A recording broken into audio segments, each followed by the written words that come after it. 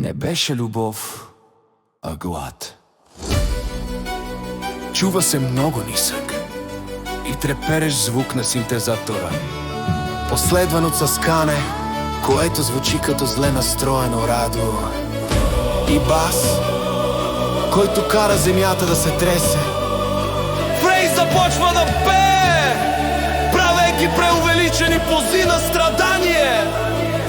На моята родна планета се носех от скука, без гравитация и без сол.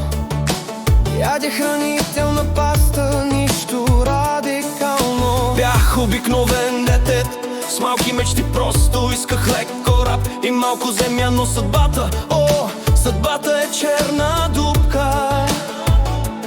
Каснах на земята, търсейки гушка, не отидох на странно парти, пълно с потни хора. Имаше силна музика и мигаща светлина.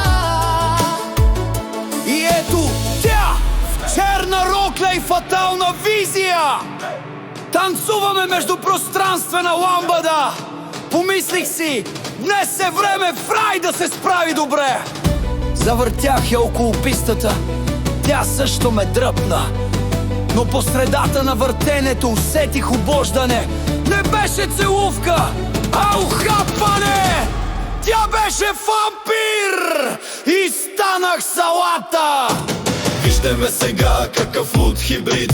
Половината пространство, половината пещера. Слънцето не ме пече, само почернявам. И аз използвам фактор песи, за да не почернявам. Музиката спира почти напълно, само тъжният звук на теремин в фонов режим. Светлината се фокусира върху Фрей. Аз съм етепир, аз не пия човешка кръв, пия Орб Джус. Извънземната котка ме гледа и само знае как да прецени. Той казва, че групата ми е лоша и че не мога пея.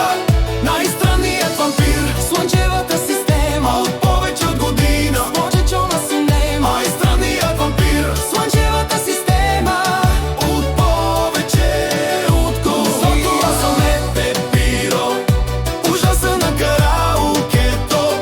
Ухапаха ме в клуба, сега ще видите наполовина чудовище, наполовина мелмахец. Най-странният вампир, Слънчевата система, от повече от година. повече от година.